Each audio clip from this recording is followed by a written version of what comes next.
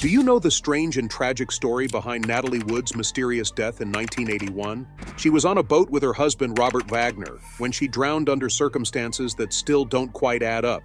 For years, investigators have examined Wagner's version of that night, but the case remains open-ended. Even now, people are still fascinated by the lingering questions, a haunting mix of Hollywood glamour, stardom, and unsolved mystery. Her story is a reminder that beneath the dazzling lights of fame, darker truths often lurk. Born Natalia Nikolaevna Zakharenko in San Francisco in 1938 to Russian immigrant parents, Natalie Wood's life was anything but ordinary. Her journey into Hollywood stardom started young. So young, in fact, that by age 4 she was already showing an undeniable spark. It wasn't long before she landed her breakthrough role in the beloved 1947 Christmas classic Miracle on 34th Street, charming audiences with her natural charisma and effortless grace. Unlike many child stars who faded into obscurity, Wood transitioned seamlessly into teen stardom, something few managed to pull off. By 1955, her role in Rebel Without a Cause, alongside the legendary James Dean, cemented her status as an icon. She wasn't just another pretty face. Her performance captured the raw, restless energy of teenage rebellion, making her a voice for young women everywhere. But her talent didn't stop there. As she grew, so did her range as an actress. In Splendor in the Grass, 1961, she took on the emotionally charged role of Deanie Loomis, a young woman battling deep inner turmoil. This powerful performance earned her not just critical acclaim but also an Oscar nomination, proving she had the depth and skill to tackle complex characters. That same year, she dazzled audiences once again in the classic musical West Side Story, where she played Maria, a Puerto Rican immigrant caught in a heartbreaking romance. While her singing was dubbed, her delicate and emotional portrayal won over audiences and earned her yet another Golden Globe nomination. As her career evolved, she became known for effortlessly shifting between roles, earning multiple Academy Award and Golden Globe nominations along the way. Her ability to bring a wide variety of characters to life made her one of Hollywood's most respected and beloved actresses. But despite all the fame and accolades, Natalie Wood's life wasn't as picture-perfect as it seemed.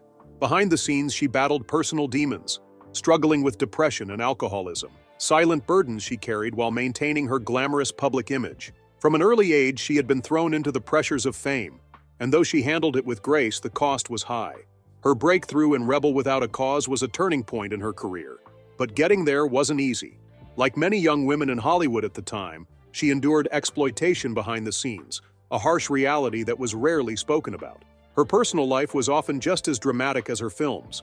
Her relationships made headlines, adding even more layers to her already complicated life. One of her earliest flings, a brief romance with Frank Sinatra, is just one example of how Hollywood's fast-paced, high-stakes world shaped her experiences from a young age. And then, of course, there's the biggest mystery of all, her untimely death. Even decades later, the truth about what really happened that night on the boat remains elusive. Was it an accident? Or is there more to the story than meets the eye? The questions still linger, and with them, Natalie Wood's legacy continues to captivate and mystify the world. Natalie Wood's life was already filled with struggles, but her mother's strict control only made things harder. To keep up the image of perfection, her mother kept certain relationships hidden, adding even more pressure to an already difficult life. But behind the Hollywood glamour, Natalie carried deep scars, one of them from a horrifying attack when she was just 16. The alleged assault, said to be carried out by a major Hollywood figure, was never reported to the authorities. That secret weighed heavily on her, fueling her struggles with mental health and leading her down a path of substance dependency. Her marriage to Robert Wagner was another layer of complexity. While their relationship seemed like a fairy tale romance, it was far from perfect. The pressures of fame, infidelity, and emotional turmoil took their toll, and over time, Natalie leaned more and more on sleeping pills to cope. The glitz and glamour of Hollywood often hide the real struggles of its stars, and for Natalie, love was as complicated as her career. Robert Wagner was her first husband, and when they married in 1957, the world saw them as the ultimate golden couple. Their love story had all the magic of a classic Hollywood romance, but like many love stories in Tinseltown, it had its fair share of heartbreak. By 1962, their marriage had unraveled, leading to a highly publicized divorce. But their story wasn't over. A decade later, in 1972, fate brought them back together. With hopes of a fresh start, they remarried, believing they had finally found what they had been searching for all along. But Wagner wasn't the only love in Natalie's life. In 1969, she took an unexpected turn by marrying British producer Richard Gregson. This relationship gave her a chance to experience love outside the intense Hollywood bubble. Stepping into a new culture and lifestyle with Gregson was a refreshing change, a brief escape from the world she had always known. Beyond the flashing cameras and red carpets, Natalie Wood was also a mother, a role that brought her true joy.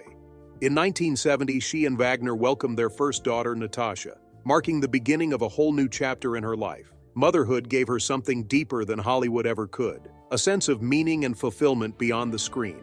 In 1974, their family grew again with the birth of their second daughter, Courtney. Life at home was a whirlwind, balancing the highs and lows of parenting while still maintaining a career in a demanding industry. Despite the challenges, there was love, potential, and happiness in Natalie Wood's life. But it all came crashing down on one fateful night, leaving behind a legacy forever clouded by mystery. How does an ordinary evening on a yacht turn into a haunting Hollywood tragedy? As the Splendor sailed under the moonlit sky near Catalina Island, no one could have predicted that Natalie Wood's story was about to take its darkest turn yet. On the evening of November 28, 1981, something eerie hung in the air. The Splendor, a 60-foot yacht, would soon become the scene of one of Hollywood's most enduring mysteries. Aboard were yacht captain Dennis Davern, actor Christopher Walken, Natalie Wood, and her husband, Robert Wagner. It should have been just another glamorous evening, but beneath the surface, tensions simmered. Before the night was over, their names would forever be linked to a tragedy that still haunts people today. To understand the chilling events of that night, you have to go back to something that had terrified Natalie Wood her whole life: water. As a child, she had been taken to a psychic by her mother, Maria Zakharenko, who claimed to have received a grim warning. One day, Natalie would die in water. Whether she truly believed it or not, that prophecy stuck with her. Natalie grew up with a deep fear of water, refusing to go near it whenever she could help it. So, doesn't it seem strange that her life ended in the very thing she had spent years avoiding? Was it a tragic accident, or was something more sinister at play? As the night on the Splendor wore on, tensions on board escalated. Later, different accounts of what happened in the hours leading up to Natalie's disappearance only deepened the mystery. What we do know is that in the early morning hours of November 29, 1981, she vanished without a trace while the yacht drifted off the coast of Catalina Island. The search for answers began immediately, but the more people dug, the more questions surfaced. At first, the investigation into her disappearance was rushed, and the official conclusion was that her death was an accident. But something didn't sit right. As the years passed, inconsistencies in witness statements and new revelations forced authorities to take a second look. What really happened that night? Was there more to the story than what was first reported? Natalie's marriage to Robert Wagner was as passionate as it was turbulent. They had divorced, reconciled, and remained one of Hollywood's most talked-about couples. Their love was intense, but so were their fights. And on the night she disappeared, there was no denying that tensions were high on the Splendor. Wagner himself admitted in his 2008 memoir, Pieces of My Heart, that he and Natalie had argued about her acting career before she went to her cabin. Meanwhile, Christopher Walken, who was also on board, painted a different picture, claiming the argument was minor. Whatever truly happened that night remains a mystery. Did an innocent evening turn tragic by accident? Or is there more to the story than meets the eye? One thing is certain: Natalie Wood's final hours will always be surrounded by unanswered questions, making her death one of Hollywood's greatest unsolved mysteries. At around 10:45 p.m., Natalie Wood returned to the cabin. Sometime later, Robert Wagner checked in and discovered both Wood and the yacht's dinghy missing.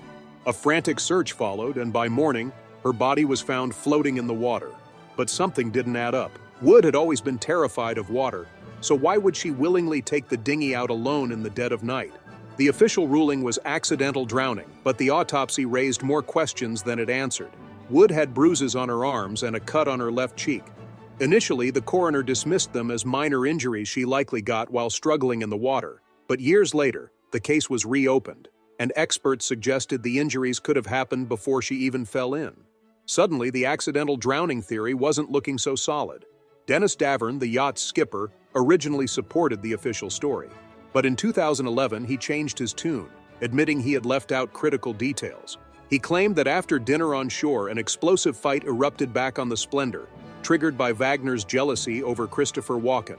Fueled by anger, Wagner allegedly smashed a wine bottle, his rage spiraling out of control. And then, at some point during this heated argument, Natalie Wood vanished. According to Davern, Wagner's actions after her disappearance were suspicious. He claimed that Wagner immediately gathered him and Walken and said, "This will be our story," implying they needed to get their stories straight. But it didn't end there. Davern also accused Wagner of trying to cover up the investigation into Wood's death, making an already murky situation even more confusing. Adding to the mystery was Marilyn Wayne, a witness on a nearby boat. She recalled hearing a woman crying for help around 11 p.m., repeatedly calling out, "Somebody please help me, I'm drowning." But at the time, the harbor master dismissed it as noise from a party on another boat, so no one took it seriously. What's even stranger, Wagner didn't turn on the yacht's floodlights or call for help until after 1:30 a.m., a major contradiction to his original account. Conflicting witness statements, delays in seeking help, and the tension-filled atmosphere on board all deepened the mystery surrounding Wood's death. The shifting narratives only fueled speculation, turning the case into one of Hollywood's most infamous unsolved enigmas. Even decades later, Davern's sudden change of heart, his firm belief that Wagner was responsible, only made things messier. If Wood's death wasn't an accident, then what really happened that night? And if Wagner did have something to hide, what was he trying to keep buried? One of the most significant breakthroughs in unraveling the mystery of Natalie Wood's death came from a 6-year investigation led by author Samuel Perrone. His research unearthed new evidence and testimony that cast serious doubt on the initial findings. Wagner, Walken, and Davern were all on the boat that night, yet their accounts varied dramatically. Perrone's work revealed a tangled web of conflicting stories, hidden motives, and overlooked details. One of the most striking discoveries involved Wood's injuries. She had a scrape in the middle of her throat, petechiae in her lungs, and numerous bruises, suggesting a struggle rather than a simple drowning accident.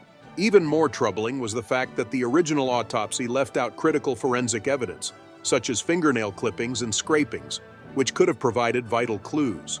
Author Suzanne Finstad played a significant role in reigniting interest in the circumstances surrounding Natalie Wood's death. Through years of meticulous research, she uncovered compelling evidence that pointed to a scenario far more complex than an accidental drowning. One of her most crucial discoveries came from obtaining the official murder book, The Log of a Homicide Case, which provided a detailed breakdown of the investigation and revealed previously overlooked details. By piecing together a timeline of Wood's final hours, Finstad painted a picture that contradicted the original findings. Her research strongly suggested that Robert Wagner delayed searching for Wood after she vanished from the Splendor, a decision that cast a shadow of suspicion over his role that night. The revelations did not end there. Finstad's work also highlighted inconsistencies in the official reports, particularly in the handling of forensic evidence. The original autopsy had left out key details, such as the absence of fingernail scrapings, which could have provided crucial clues about Wood's final struggle. Even more unsettling were the fresh bruises discovered on Wood's body, marks that forensic experts suggested were consistent with an altercation rather than an accidental fall into the water. These factors fueled speculation that Wood's death had not only been mishandled, but potentially misrepresented from the very beginning. In 2012, the Los Angeles County Coroner's Office acknowledged these lingering doubts with a major amendment to Wood's death certificate. What had long been classified as an accidental drowning was now revised to drowning and other undetermined factors. This change, though subtle, carried enormous weight. It indicated that authorities could no longer confidently rule out other possibilities, including foul play. The revised classification forced investigators to reconsider whether Wood's death had been the result of negligence, an accident, or something more sinister. With the case officially reopened, a new set of questions took center stage. Had someone else played a direct role in Wood's fate? If so, why has key evidence been ignored or downplayed for decades? As law enforcement revisited the case, theories swirled. Some believed Wood may have tried to leave the yacht after an argument, only to suffer a tragic accident. Others suspected she had been pushed or incapacitated before falling overboard. Yet despite renewed efforts, the investigation yielded no definitive answers, leaving one of Hollywood's most haunting mysteries unsolved. Even in a town where glamour and scandal go hand in hand, some stories remain forever clouded in secrecy. Natalie Wood's tragic end is a chilling reminder that even the brightest stars can disappear under the most enigmatic circumstances. What makes her case even more unsettling is the shifting role of Robert Wagner. The man who was once perceived as a devastated widower, but gradually emerged as a person of interest. His reluctance to speak with authorities and his conflicting accounts of that fateful night only deepened suspicions. Initially, Wagner described an argument aboard the Splendor, involving himself, Wood, and Christopher Walken. According to his early statements, the disagreement led Wood to retreat to her cabin, and he only realized she was missing much later. But investigators noted troubling inconsistencies in his retelling of events. As time passed, Wagner's version of that night shifted, often contradicting statements from other witnesses, including the yacht's captain, Dennis Davern. This discrepancy raised an urgent question. Was Wagner merely struggling to recall details from a tragic night, or was he deliberately withholding crucial information?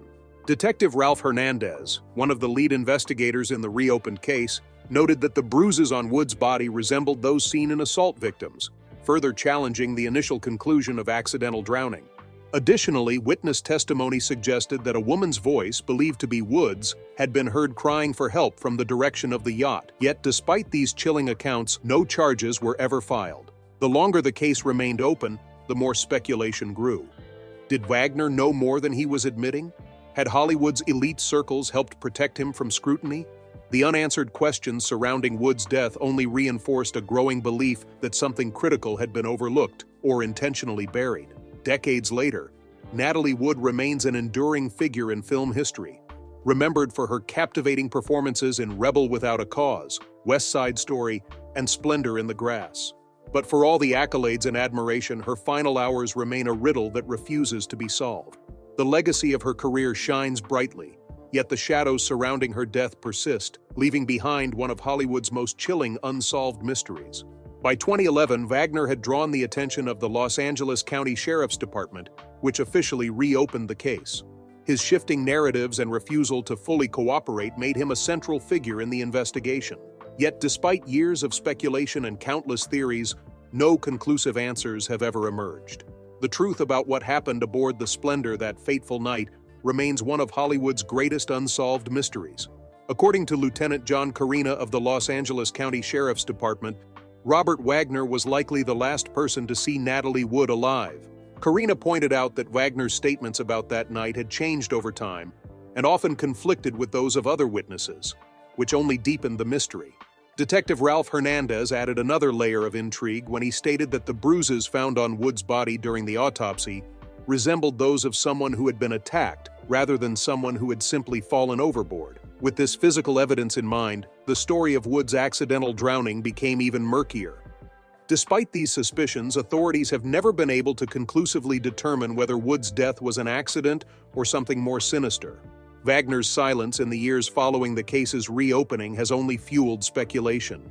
While he was never officially named a suspect, he was designated as a person of interest, a term suggesting investigators believed he had key information he had not shared. The fact that Wagner refused to cooperate with the renewed inquiry made law enforcement take his role in the case even more seriously. Theories about Natalie Wood's tragic death are plentiful, each backed by its own set of arguments and evidence. One widely accepted explanation is that she died due to a terrible accident. The initial autopsy suggested Wood may have fallen into the water while trying to secure the dinghy, which could explain the bruises on her body and the cut on her face. The coroner's office originally classified her death as an accidental drowning, reinforcing the idea that she may have slipped and fallen while attempting to retrieve the dinghy. However, skeptics have long questioned this theory, citing Wood's well-known fear of deep water. It seemed unlikely that she would have willingly ventured near the edge of the yacht in the dark, and even stranger that she was found wearing a nightgown, socks, and a down jacket, clothing that seemed inappropriate for someone preparing to operate a dinghy. Another possible explanation revolves around a heated argument between Wood, Wagner, and Walken. According to yacht captain Dennis Davern, tensions were high throughout the weekend, with constant arguments on board. On the night Wood disappeared, Wagner's jealousy over her friendship with Walken reportedly reached a boiling point. Davern claimed that after a particularly intense dispute, Wagner smashed a wine bottle in anger before Wood stormed off toward their cabin. This theory suggests that their fight triggered a series of events that either led to Wood's accidental fall or an altercation that turned physical. A darker and more chilling theory suggests foul play. Some believe Wood may have been attacked before she entered the water, a suspicion that gained traction when the case was reopened and her death certificate was amended in 2012 to include drowning and other undetermined factors. This revision acknowledged the possibility that external forces played a role in her death. Wagner was already under scrutiny before Davern publicly accused him of playing a role in Wood's disappearance. Davern also alleged that Wagner delayed calling for help after Wood went missing, further raising suspicions. Additional evidence supporting the foul play theory came from a witness who claimed to have heard a woman crying for help near the Splendor that night. According to Marilyn Wayne, who was on a nearby boat, she distinctly heard a female voice pleading, "Somebody, please help me, I'm drowning." But at the time, her cries were dismissed as drunken revelry from another party on the water. Had they been taken seriously, could Wood's fate have been different? Natalie Wood was no stranger to drama, both on and off the screen. Her rise to Hollywood stardom came with struggles, but one of the defining moments of her career was her role in Rebel Without a Cause. Previously known as a child actress, landing the role of Judy was a turning point in her career. However, getting the part wasn't easy. It was a grueling process that exposed the darker side of Hollywood, revealing the industry's harsh realities and its lasting impact on her personal and professional life. Despite her remarkable success, her life was cut short in a way that still defies explanation. The mystery surrounding her final moments remains unsolved, ensuring that Natalie Wood's legacy is forever linked not just to her talent and fame, but also to one of Hollywood's most enduring and unsettling enigmas. Natalie Wood's public image as a wholesome actress initially made Rebel Without a Cause director Nicholas Ray hesitant to cast her as Judy. Despite her early success as a child star, he doubted she could embody the rebellious, troubled teen the role required. Ironically, fate intervened in the form of a car accident involving Wood and her future co-star Dennis Hopper. Rather than let the incident work against her, Wood seized the moment, using it as proof of her own rebellious nature. In a bold move, she confided in Ray, calling herself a juvenile delinquent. This unexpected confession convinced him that she could handle the role, securing her a spot in what would become one of her most defining films. The way she landed the part sheds light on the exploitative nature of Hollywood's casting process at the time and the extreme lengths Wood had to go to in order to break free from typecasting. The set of Rebel Without a Cause wasn't just a backdrop for cinematic history, it also mirrored the real-world tensions and social issues brewing in 1950s Hollywood. Wood found herself navigating a complicated web of professional rivalries and personal entanglements. Whispers circulated about an off-screen love triangle between her, director Nicholas Ray, and co-star Dennis Hopper, adding another layer of complexity to an already demanding production. Much like the film's themes of teenage angst and defiance, Wood's own struggles reflected the shifting cultural attitudes toward gender roles, sexuality, and familial expectations. Her portrayal of Judy, a young woman caught between her father's rigid authority and her own evolving identity, resonated deeply with audiences, cementing her status as a rising star.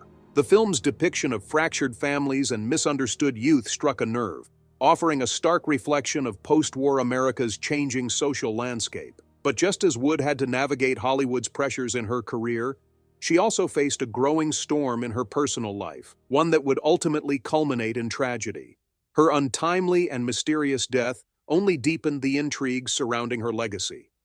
In the years that followed, the glamour and secrecy of Hollywood provided the perfect setting for a story that seemed to gain new twists with each passing decade. As the investigation into her death was reopened, public fascination with her life and the events of that fateful night aboard the Splendor surged to unprecedented levels. The more details emerged, the more it became clear that her case wasn't just an isolated tragedy.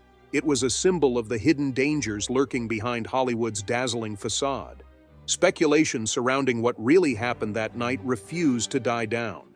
Each new theory was more unsettling than the last, but the most shocking development came when Robert Wagner, Wood's husband and one of Hollywood's most respected figures, was named a person of interest. Given his close relationship with Wood and his presence on the boat that night, many believed he held the key to unlocking the mystery. The revelation cast a dark shadow over the case, raising uncomfortable questions. Could those who were supposed to protect Wood have been involved in her demise, or at the very least played a role in covering up the truth? Despite renewed efforts, investigators faced major obstacles. Key evidence had eroded over time, and the memories of those involved had faded, making it nearly impossible to piece together a clear picture of Wood's final hours. Yet public and media interest remained relentless. ensuring that the case would not simply fade into obscurity. Every new piece of evidence, every reevaluation of old testimony, kept the possibility of justice alive. For fans and admirers around the world, Wood's death transcended a mere Hollywood scandal. It became a cautionary tale about the vulnerabilities of public figures and the unseen perils of celebrity life. Her story went viral, sparking widespread discussion about accountability in Hollywood. It became a rallying cry for greater transparency, particularly in times of crisis involving the industry's most powerful figures. Even as the world searched for answers, Wood's artistic legacy remained intact. Her powerful performances in Rebel Without a Cause and West Side Story stood as lasting testaments to her immense talent, dedication, and depth. Audiences saw reflections of themselves in Wood's journey, a young actress who rose to the top, battled personal struggles, and met an untimely end shrouded in mystery. Though the answers may still be elusive, Natalie Wood's story remains one of Hollywood's most compelling and heartbreaking narratives.